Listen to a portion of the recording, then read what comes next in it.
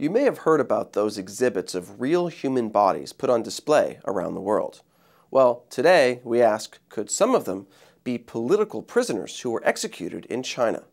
Now, if you watched our previous video, you saw evidence that strongly suggests two things. One, executed Chinese prisoners are likely being used in at least some of the exhibits that display these plastinated human bodies. And two, Boshilai and Gukailai, the fallen political power couple that used to rule over the city of Dalian and Liaoning province, allowed plastination companies to obtain those bodies. That much we know. And now, part two of our investigation. How many of those executed prisoners were not actually criminals? Evidence suggests that some of them were prisoners of conscience, including people who practiced Falun Gong. Let's go now to Dalian in China's Liaoning province.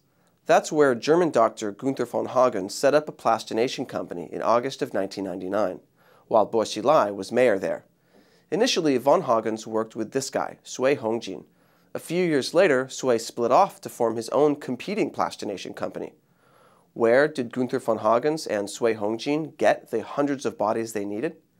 This feature story in the German newspaper Der Spiegel, published in 2004, says that by 2001, quote, around von Hagens' corpse factory in Dalian, there were already 3 labor camps and prisons. Among them were the No. 3 provincial prison and the Dalian City Re-Education through Labor Camp. In the notorious Dalian Yaojia Detention Center, political prisoners are detained, among them adherents of the spiritual movement Falun Gong. For the record, after that was published, von Hagens won an injunction against Der Spiegel. Von Hagens refuted its claim that he used corpses from executed prisoners. But 2 years later, he did reveal to the New York Times that, in general, he found it easy to get bodies in Dalian. Von Hagens said, quote, when I came here, Sui Hongjin said, we'll have no problem with Chinese bodies. He said we can use unclaimed bodies. Now it's difficult, but then it was no problem at all. But regardless of where von Hagens got his unclaimed bodies, Sui Hongjin, after splitting off from von Hagens in or around 2002, most likely did get his from prisons.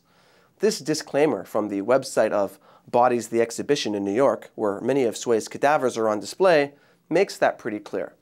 And what was the prison population like in and around Dalian? Well, this kind of information is not made officially available, and Chinese authorities don't just allow independent monitors to go have a look. Still, research by human rights groups, plus announcements from officials and media reports, can paint some kind of picture. One thing is clear. A lot of the prisoners were not really criminals. They were prisoners of conscience, adherents of the Falun Gong spiritual group. Boshilai sent huge numbers of them to prisons and labor camps starting in 1999. That Der Spiegel article mentions that Falun Gong practitioners were held at Dalian's Yaojia Detention Center. In addition, these 3 labor camps, 3 of China's most notorious in terms of persecuting Falun Gong, were in the city of Shenyang, just a few hours' drive away. The U.S. State Department's 2009 Human Rights Report says some observers estimate that Falun Gong practitioners make up at least half of officially recorded inmates in China's labor camps. And that's just the recorded inmates. These 2 Canadian investigators say many more Falun Gong practitioners were never properly recorded because they refused to give their names. Many were imprisoned without a trial.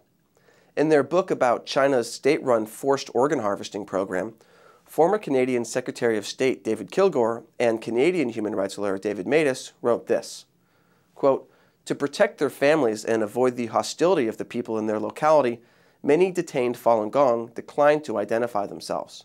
The result was a large Falun Gong prison population whose identities the authorities did not know.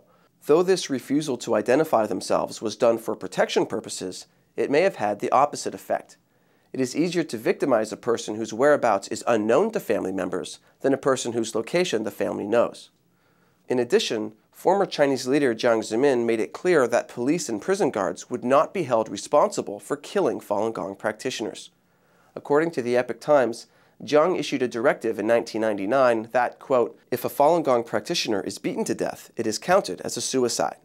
So, if there's no record of who these people are, and no one is held responsible if they're killed, that makes it especially easy for the police to do whatever they want with the bodies, like label them as unclaimed bodies and sell them to plastination companies. Boshilai was apparently a big proponent of this kind of prison system. In this March 2001 notice from the People's Court Daily, the Shenyang Intermediate Court in Liaoning Province had issued a notice on January 31, 2001, asking police to, quote, go deep into the struggle of exposing and criticizing Falun Gong. Read, throwing them in prison. The court system was under Bo Xilai's jurisdiction at the time. Then, in November 2002, the Legal Daily published this report about Liaoning's government embarking on the largest and most expensive expansion of the province's prisons. As governor, Bo Xilai spearheaded this $112 million expansion to hold an additional 10,000 inmates. Now, some people might think that perhaps Bo Xilai had legitimate reasons for expanding the prison system. After all, he made a name for himself later in Chongqing for cracking down on organized crime, right? Well, since the scandal involving his former police chief, Wang Lijun, broke, we found out that this pair really used their so-called Beat the Black campaign primarily as a way to take down political rivals and collect money. Jiang Weiping, who was a reporter in Dalian when Bo Xilai was mayor there, wrote an article in June 2009, published earlier this year, about how Bo Xilai personally directed the persecution of Falun Gong so he could show Chinese leader Jiang Zemin that he was worthy of being promoted through the ranks of the Communist Party. Years later, Bo Xilai was sued on charges like torture and genocide by Falun Gong practitioners in more than 10 countries. So let's go over what we know. Bo Xilai was heavily involved in persecuting Falun Gong in Liaoning Province, including the city of Dalian where the Plastination plants were located. Bo Xilai spent more than $100 million to expand prisons and labor camps while he was governor of Liaoning. Falun Gong practitioners made up a big portion of the people in labor camps, by some estimates as much as half. Many Falun Gong practitioners don't give their names, so they remain unidentified in the system, and that means police can do whatever they like with the bodies if they die in detention. Police are not even held responsible if they end up killing Falun Gong practitioners, whether they gave their names or not.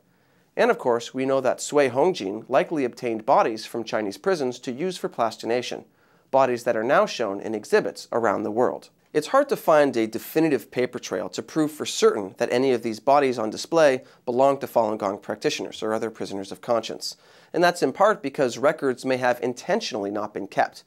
But for the same reason, there's also no paper trail proving that 100% of the bodies are not from prisoners of conscience. After NTD began reporting on the issue recently in English and Chinese, many people in China have started to launch their own investigations into what really happened in Dalian. We encourage that, and we hope that you continue to watch NTD and follow our continuing coverage.